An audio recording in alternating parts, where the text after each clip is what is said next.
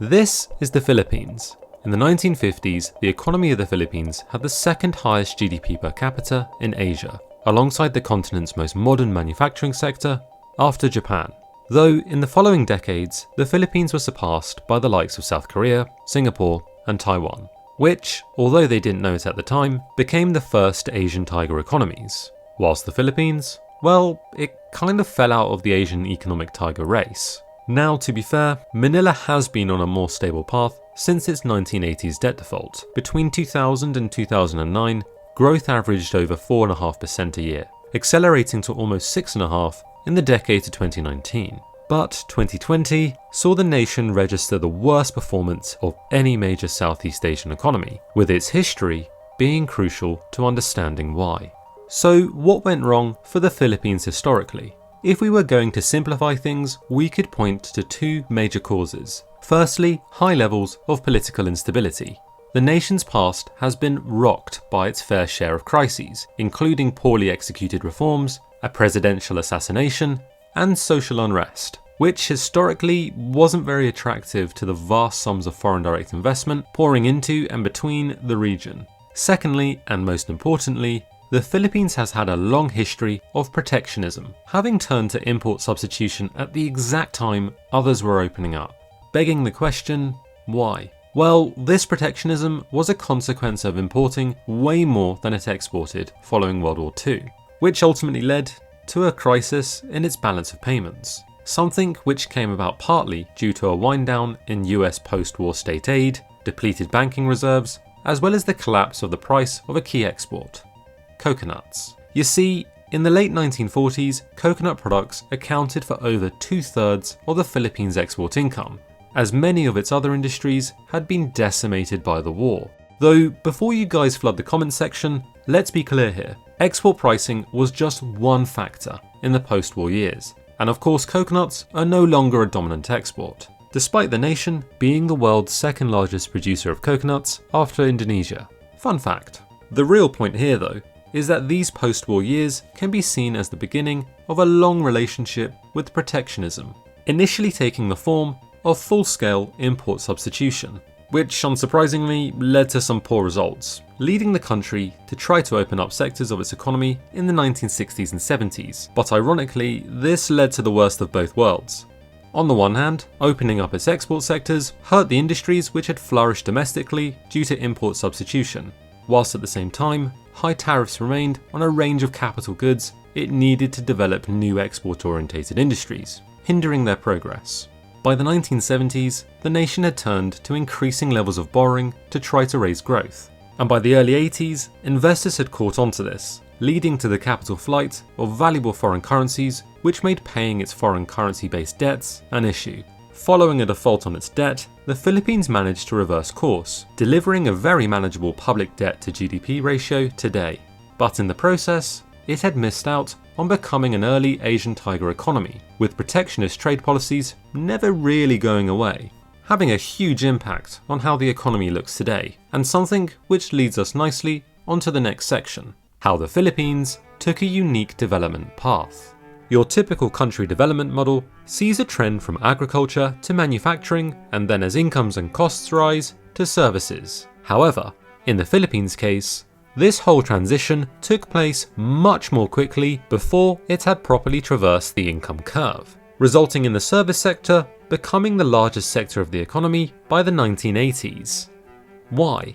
Well, a big factor has been the general inability of the industrial sector to provide enough jobs, which is partly due to its history of protectionism. Though, to be fair to the Philippines, industry does account for over 1/3 of GDP today, with the nation being one of the world's largest shipbuilders. But industry never really provided enough jobs to cope with the mass rural to urban migration in the 70s and 80s. So a lot of those migrants traded in poor productivity agriculture for low-skilled service sector jobs instead. Another core reason is its geography. If you viewed the Philippines from space, you'd see that it's essentially a collection of over 7,000 islands. And as we discussed in our video on Indonesia, this makes the efficient transportation of goods a nightmare, alongside the provision of cheap utilities, such as electricity, which, alongside domestic protectionism, a point we'll discuss later, helps to explain why the Philippines has some of the highest energy prices in the region, acting as a further deterrent for manufacturers operating on thin margins. Likewise, as an archipelago with mountainous interior, land for urban development is somewhat limited, which goes a long way in explaining why Manila is the densest city in the world if you exclude the wider metropolitan area, according to the UN. And it's this urban density which facilitates high levels of population interaction and with it, the provision of services, albeit mainly low-skilled ones. But that doesn't fully explain the Philippines' high service provision. Just as important as its geography is the nation's history. As a former unorganized US territory, over 90% of the population speaks English, with a strong cultural association with the US, which can still be seen all over the Philippines. Just take a look at the nation's obsession with basketball. And this cultural link is huge, especially when it comes to the delivery of services as a key export, as we're about to find out. What sectors have helped drive the economy? If you had much interaction with call centers, whether that be forgetting your password at work or sorting out an online bill, chances are, at some point, you've spoken to someone in the Philippines. And this is something you may not even realize, as many outsourcing companies choose the nation's hardworking population for their international professionalism and that cultural assimilation with Western nations that we mentioned earlier. In fact, the Philippines has been one of the biggest global winners when it comes to outsourcing, particularly business process outsourcing, a sector worth over $25 billion a year and employing over 1 million people. Yet, this industry is newer than you may think. In 2003, there were less than 10 call centers, staging incredible growth rates per year to become the world's largest by the early 2010s. However, outsourcing goes far beyond just call centers. All types of back office jobs have found their way to Manila, as the financials of doing so just make sense. For example, if you're a company, why pay someone $30 an hour on a full-time contract to do accounting or IT support when the internet allows you to outsource this same job for a fraction of the price? And that makes perfect economic sense and is quite frankly good business. To give you an indication of just how important the sector is to the economy, outsourcing companies were given the same level of priority as pharmacies and grocery stores in being one of the only businesses allowed to remain open during the Great Lockdown. But at the same time, it's only fair to say that artificial intelligence is a huge threat to large parts of the outsourcing sector, such as those very call center jobs, with companies across the world increasingly trending towards adopting chatbots or Amazon Alexa-style Cybertrons, threatening to replace vast segments of this workforce. Now, just as outsourcing serves businesses overseas, another key source of income occurs from activity which doesn't even happen in the country: remittances. A staggering 1 in 10 of the population work abroad, accounting for 9% of the economy, making the Philippines the 4th largest remittance market in the world, after China, India, and Mexico. A sector so important that each December is celebrated as the national month for overseas workers. But why do so many of the nation's population work abroad? An immediate answer to this would be higher wages, but that's true of many countries. A fundamental reason is because of the country's education system. Institutions and vocational schools act as a funnel for overseas work, giving their students the likely skills to get jobs abroad, whether that be nursing schools, merchant marine academies, or hospitality centres. Now, focusing more domestically, one of the Philippines' greatest resources is its miles of sandy beaches, crystal blue waters, and just generally beautiful scenic views, with tourism accounting for about 12% of GDP. But many economists see tourism as a future key growth area for the country. Take this chart for instance, which shows how the nation compares against the other big regional economies, lagging way behind. And remember, this is a country which is ideally located to take advantage of Asia's huge middle class, whether that be Japan, Korea, or China. A fundamental reason for this underwhelming tourist performance is the nation's poor transport infrastructure, an underdeveloped sector which is at the core of the country's economic challenges. What are the Philippines' key economic challenges? A good place to start would be to look at how easy it is to do business in the country. especially given the negative impact this has had on the nation's economic history, as well as the transformative role foreign direct investment has played time and time again across the region. And on this metric, the nation doesn't do too well, ranking 95th in the world for the ease of doing business according to the World Bank's annual index. Bureaucracy and regulation is still a huge problem. Though, to be fair to the Philippines, it has jumped up the rankings 29 places because of government reforms.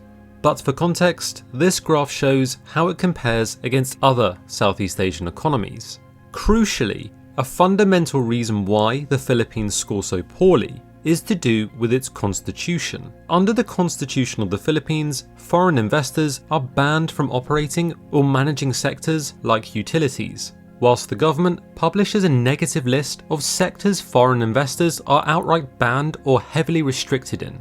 Not to mention that the Philippines corporate tax rate, at 30%, is the highest in Southeast Asia. Now, critics have stated that the protectionist measures work to the benefit of wealthy families who own controlling stakes in a lot of domestic industries.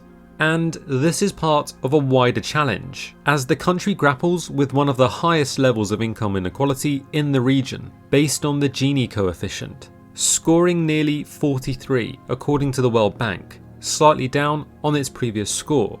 Yet, family wealth isn't the only cause of this inequality. One of the main drivers is the wide disparity between the Philippines' rural and urban populations. The non-urban population is significant, standing at over half of all people in the country, declining rapidly until 1990, and then actually rose after that, as shown. The point being that this inequality between rural and urban areas, and to be honest, even within urban areas, does still matter at the macro level. But to be fair, huge progress has been made in lifting people out of extreme poverty, if not relative poverty. Though, putting these factors aside for one moment, perhaps the Philippines' greatest challenge lies in the here and now. The nation suffered the largest estimated fall in economic activity of any major Southeast Asian economy in 2020, and the world's greatest loss in long-term growth potential according to the IMF. Something which is unsurprising once you consider its services-based economy and that it experienced one of the world's longest lockdowns after Argentina. And make no mistake about it, lockdown-imposed isolation was a real problem for a country which relies on face-to-face human business interaction, at least in the domestic economy. For example, just half of 1% of retail transactions occur online, highlighting the nation's weak consumer infrastructure, with 7 out of 10 Filipinos still receiving their wages in cash, and the majority lacking a bank account, making the impact of government intervention just that little bit harder to reach those who may require it most. So overall, we've seen that the Philippines has been on quite the economic journey. As globalization started to take off, the nation was poised to take full advantage of the Asian tigers sweeping the region. But a host of factors held it back, including protectionist trade policies and instability. Since reopening its economy over the last few decades, it has fared much better, being on the cusp of becoming an upper middle income country. But the Philippines has taken an unconventional approach compared to its neighbours, focusing more on services, particularly outsourcing, as a core economic driver. In the immediate term, the country is set to suffer the world's worst loss in economic growth potential. But with a young, outlooking population, perhaps the nation can prove the forecasts wrong. Either way, the Philippines' economy will definitely be one to keep a close eye on over the next few years. And now it's over to you. Do you think the Philippines is an Asian tiger economy, or does it still have some way to go? Will it be able to become one of the leading economies again in Asia, or does its future lie elsewhere? Honestly, there was so much to write, we simply couldn't include it all. Like the nation's really strong demographics, which we've covered in so many other videos, so we didn't want to sound like a broken record. But let us know what your thoughts are in the comments below. If you've enjoyed this video, please consider leaving a like and subscribing. And as always, see you in the next video.